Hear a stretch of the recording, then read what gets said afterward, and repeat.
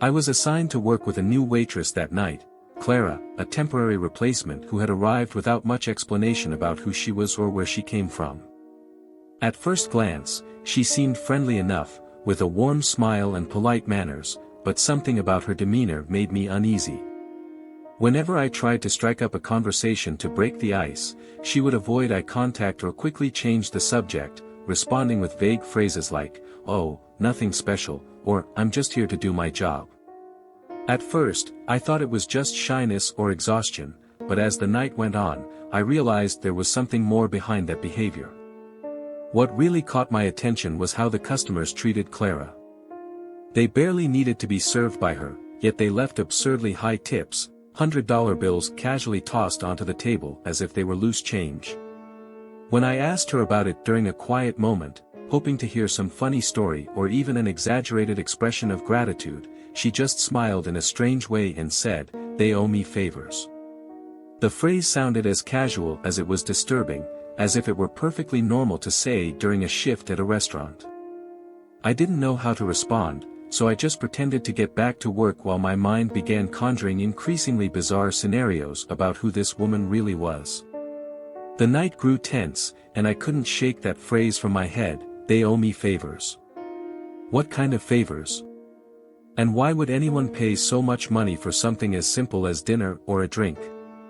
I decided to observe Clara more closely as she moved through the dining room. She seemed calm and efficient, but there was something almost predatory about her posture, as if she were assessing each customer before deciding whether or not to interact with them. When a man sitting in the corner raised his hand to get her attention, she approached him with a friendly smile. He whispered something I couldn't hear, and she simply nodded without saying a word. That's when I noticed it. None of the customers looked directly into Clara's eyes. It was as if they were afraid of her.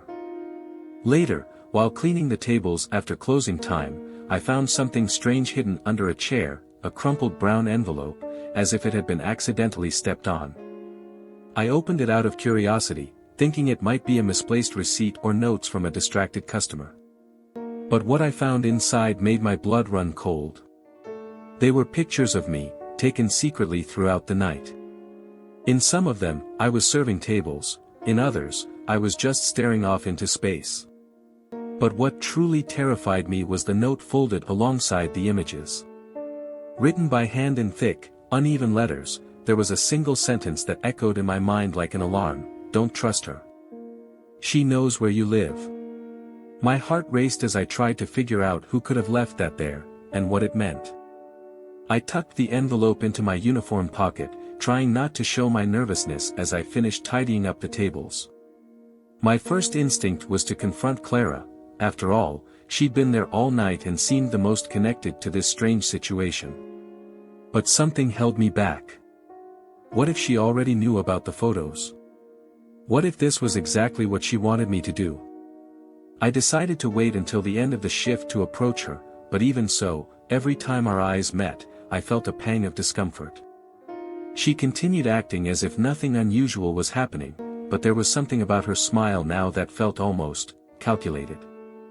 When the restaurant finally closed and the last customers left, I cautiously approached her. "Clara," I said, trying to keep my voice steady, "did you notice anything strange tonight? Maybe someone left something out of place?" She stared at me for a moment, as if weighing my intentions, before responding, "Why? Did you see something you weren't supposed to?" Her question caught me completely off guard.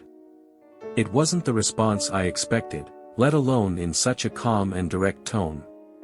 Before I could say anything, she added, "If you found something, it's better to keep it to yourself. Some people don't like it when their things are meddled with." Her words sounded like a veiled threat, and I knew I couldn't trust her. But I also knew I had to figure out what was going on before it was too late. After that strange conversation with Clara, I decided to leave as quickly as possible.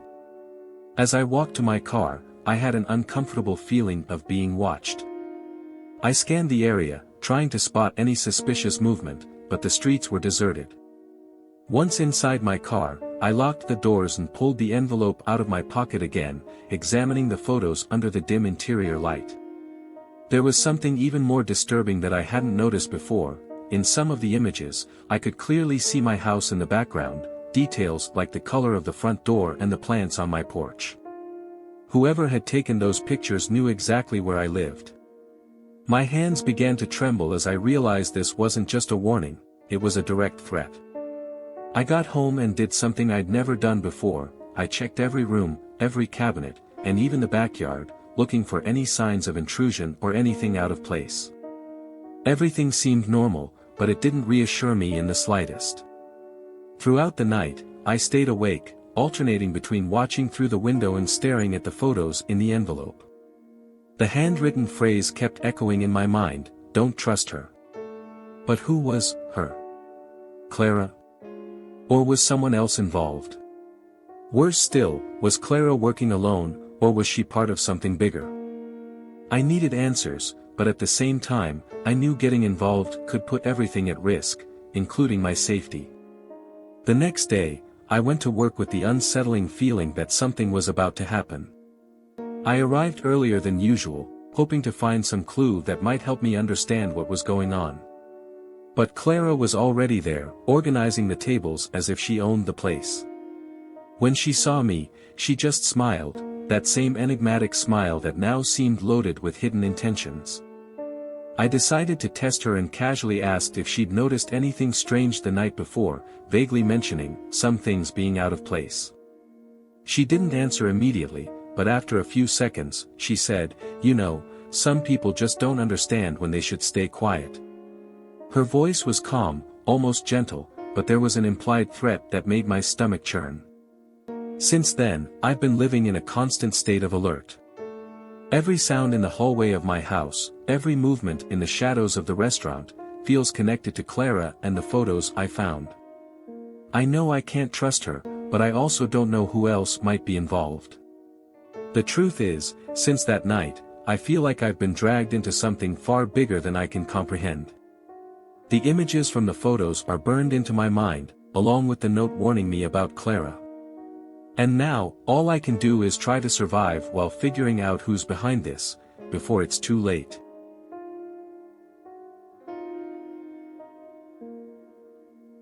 Working the night shift at the coffee shop had always been peaceful for me, few customers, silence, and plenty of time to organize things before closing. But there was one thing that had always bothered me, the clock on the wall, which had stopped working weeks ago. No one had bothered to fix it. After all, it was just an insignificant detail in a place that didn't get much attention. Until that night. As I wiped down the counter, distracted by the monotonous sound of the cloth dragging across the surface, I noticed something strange out of the corner of my eye. The minute hand was moving. Only it wasn't going in the normal direction, it was spinning backward, slow and steady, as if unraveling time itself.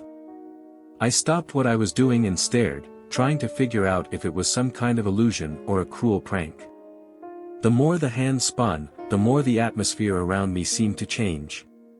At first, it was small things. A chair I was sure had been aligned with the table was now slightly crooked. Then the lights began flickering for no apparent reason, even though no one was touching the switches. And then came the sounds. Muffled voices, like distant whispers, seemed to echo from the bathroom in the back of the shop. I tried to ignore them, telling myself it was just my tired imagination playing tricks on me. But when I looked into the mirror behind the counter, my blood ran cold. Reflected there, right behind me, was a hooded figure, motionless, its face hidden in the shadows of the hood. I froze for a second, trying to process what I was seeing. When I quickly turned around, expecting to confront whoever it was, there was no one there. The coffee shop was completely empty, except for me. It didn't make sense. I was alone in the coffee shop, I was certain of it. There had been no customers since the last group left an hour earlier, and no other employees were scheduled for that shift besides me. I looked back at the mirror, trying to figure out if my mind was playing tricks on me, but the image of the hooded figure didn't reappear. Still, a chill ran up my spine as I continued to watch my reflection. That's when I noticed something even stranger. The clock now seemed to be spinning faster, as if deliberately accelerating. The sound of the ticking hands echoed through the silence, almost hypnotic.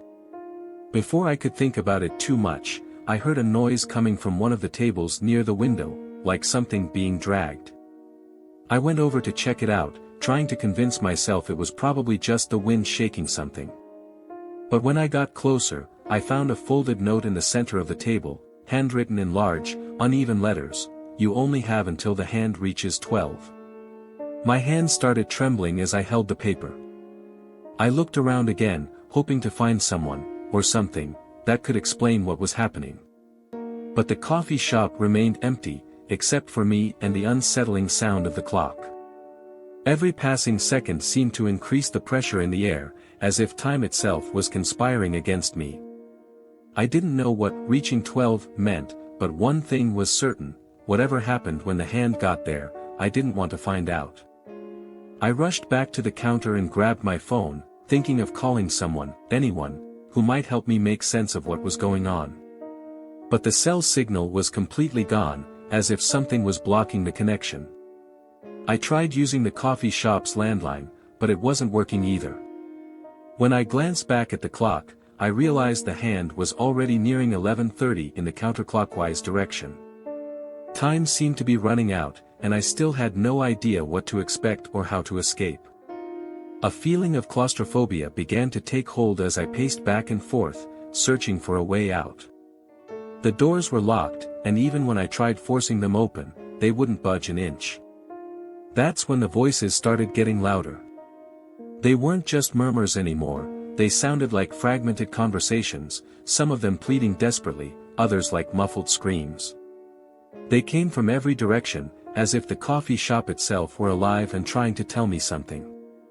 I returned to the mirror behind the counter, trying to understand what was happening, and this time I saw something that made my blood freeze. The hooded figure was there again, but now it was closer, almost pressed against my back in the reflection. This time, however, its hood briefly fell, revealing a distorted, unrecognizable face with completely black eyes. I spun around quickly, but again, there was no one there. My breathing was ragged, and every second that passed felt like an eternity. I knew I had to do something before the hand reached 12, whatever that meant. I decided I couldn't just stand there waiting for the inevitable.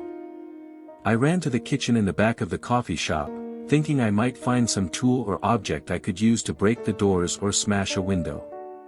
But when I entered, I realized something was very wrong. The utensils were scattered across the floor as if someone had hastily rummaged through everything, and the smell of burnt coffee filled the air, even though no machine was on. As I approached the cabinet where we kept the pots, I heard a metallic sound coming from inside, like something was moving in there. I froze for a moment, unsure whether I should open it. Before I could do anything, the sound stopped, and the silence that followed was even more terrifying. I ran back to the main room, my heart in my throat, and saw that the clock was now nearing 11:50. The hand was spinning so fast it was a blur, and the sound of the seconds echoed like a drum in my head. The voices in the bathroom were deafening now, almost screaming directly at me. There was no more time to think.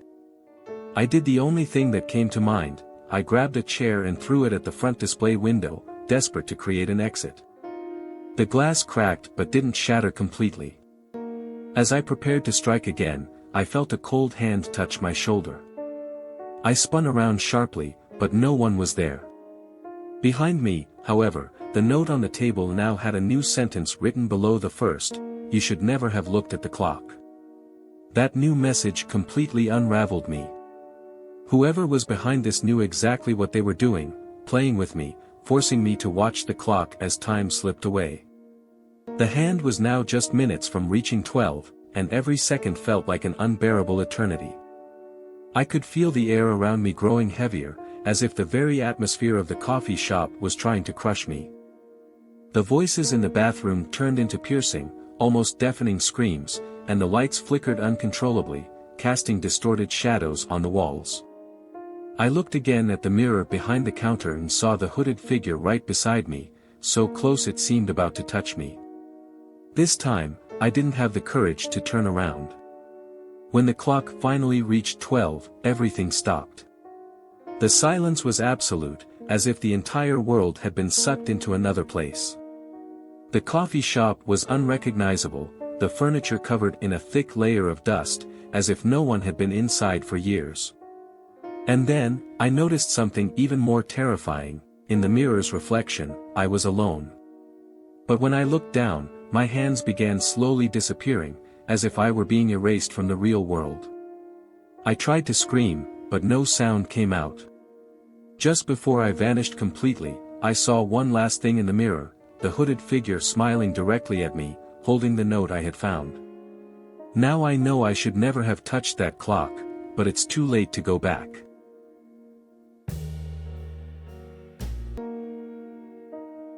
At the start of my shift at the coffee shop, a man caught my attention as soon as he walked in. He was tall, dressed entirely in black, and wearing sunglasses, something unusual for a dark night like that. There was no one else in the place except him, and his calm, almost calculated demeanor made me uneasy from the start. He approached the counter and placed his order, an espresso. So far, so normal. But then he added something strange: add exactly 3 drops of lemon and serve it in a red cup. His voice was firm, leaving no room for questions. I figured it was just some bizarre quirk of a demanding customer, so I jotted down the order and went to prepare the coffee without giving it much thought. When I returned with the red cup carefully placed on a tray, he was gone. I looked around, confused, but the coffee shop was completely empty, except for me. On the counter, I found a brown envelope next to the money for the bill. Feeling puzzled, I opened it to check the contents, and nearly dropped everything when I saw what was inside: a photo of a woman tied up and gagged, her terror-filled eyes fixed directly on the camera. Alongside the photo was a handwritten note in thick black letters: if anyone asks, say he was here at 11:45 p.m. My heart raced as I tried to make sense of what was happening. Who was this man? And why had he left that there? I tried to convince myself that it was some kind of cruel prank or maybe a setup for an internet video stunt. But something about the terrified look in the woman's eyes told me this was real, painfully real. I tucked the envelope and the photo under the counter, trying to figure out what to do. The money he'd left was still there, far more than the cost of the coffee. It was as if he wanted to ensure I'd stay quiet about his presence. That's when it hit me: he knew exactly who I was and where I'd be at that time. My hands began to tremble as I tried to think clearly. Was he dragging me into something dangerous without me even realizing it? Before I could decide my next move, I heard the sound of the coffee shop's automatic doors opening again. This time, it wasn't an ordinary customer. 2 police officers walked in, their expressions serious and urgent. They showed me a picture of the man in black and asked if he'd been there. "We're tracking a suspect linked to a kidnapping case," they said. My stomach churned as I recognized the same person from the photo I'd found in the envelope. I swallowed hard and automatically replied, "Yes, he was here at 11:45 p.m. The words came out before I could think better of it. The officers exchanged a worried glance and explained that the man was known for leaving false clues in public places, always manipulating innocent people to cover his tracks.